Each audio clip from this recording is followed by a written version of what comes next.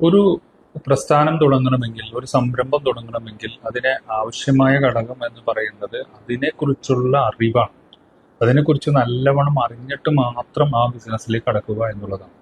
നമുക്ക് ഗവൺമെന്റിൽ നിന്ന് സബ്സിഡിയോ അല്ലെങ്കിൽ ഗവൺമെന്റിൽ നിന്ന് ലോൺ കിട്ടുന്നതോ അല്ലെങ്കിൽ നമുക്കൊരു പ്രൊഡക്റ്റ് ഉണ്ടാക്കാൻ ടെക്നിക്കൽ നോളജ് മാത്രം വെച്ചുകൊണ്ട് മാത്രം നമ്മളൊരു പ്രസ്ഥാനം തുടങ്ങിയാൽ അതിന് ഒരുപാട് പ്രശ്നങ്ങൾ നേരിടേണ്ടി വരും.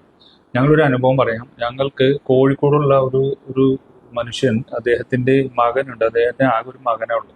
ആ മകൻ അല്പം ഫിസിക്കലി ചലഞ്ചഡാണ്. അപ്പൊ ഇദ്ദേഹം കുറച്ച് പ്രായമായി. ഇദ്ദേഹത്തിന്റെ ഈ മകന് ഭാവിയിൽ എന്തെങ്കിലും ഒരു ബിസിനസ് ചെയ്യുന്നതിന് വേണ്ടി അദ്ദേഹത്തിന് ആകെ അറിയാമായിരുന്ന ഒരു കാര്യം, ഒരു ഫേസ് ക്രീമിന്റെ ഒരു ഒരു ഫോർമുല കിട്ടി. അത് മാത്രമേ അദ്ദേഹത്തിന് അറിയായിരുന്നു.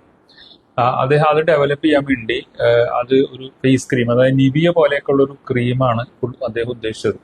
അത് ചെയ്യുന്നതിന് വേണ്ടി ആദ്യം വലിയൊരു ഫാക്ടറി കെട്ടിപ്പൊക്കി അതിന് GMP സർട്ടിഫിക്കറ്റ്, കുറെ മെഷീനറി, കുറെ ലൈസൻസ് കാര്യങ്ങളെല്ലാം ഇൻവെസ്റ്റ്മെന്റ് ചെയ്തു.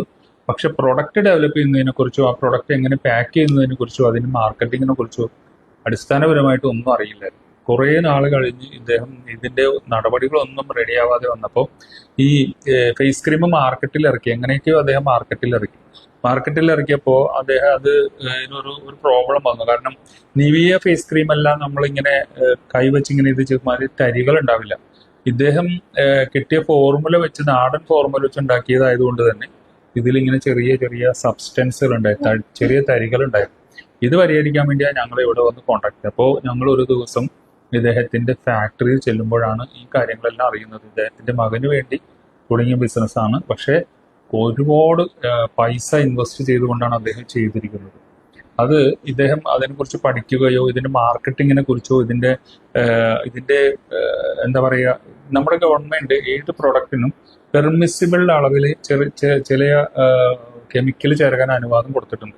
അതെല്ലാം ഇദ്ദേഹത്തിന് ഇതൊന്നും അറിയില്ല. ഇതൊന്നും അറിയാതെ അദ്ദേഹം ഇത് പാക്ക് ചെയ്യാൻ വരുന്ന സമയത്താണ് ഈ വക പ്രശ്നങ്ങൾ നേരിടുന്നത്. പക്ഷെ അദ്ദേഹത്തിന് നല്ല രീതിയിൽ ഒരു ബിസിനസ് ഉണ്ടാക്കാൻ സാധിച്ചില്ല. അദ്ദേഹം കൂട്ടി പോവുകയാണ് ഉണ്ടായതെന്നുള്ളതാണ്. സംഭവം എന്താണെന്ന് വെച്ചാൽ അതിനെക്കുറിച്ച് മനസ്സിലാക്കാതെ, അതിന്റെ കാര്യങ്ങളൊന്നും അറിയാതെ, അതിന് എന്താണ് വേണ്ടത് എന്നറിയാതെ അദ്ദേഹം മാർക്കറ്റിലേക്ക് ഇറങ്ങിയതാണ് അതിന്റെ പ്രോബ്ലം എന്നാണ് മനസ്സിലാക്കാൻ കഴിഞ്ഞത്. അതുകൊണ്ട് ഇതിനെക്കുറിച്ച് വ്യക്തമായ ഒരു ധാരണയോടുകൂടി മാത്രം ബിസിനസ് രംഗത്തേക്ക് ഇറങ്ങുക എന്നുള്ളതാണ്.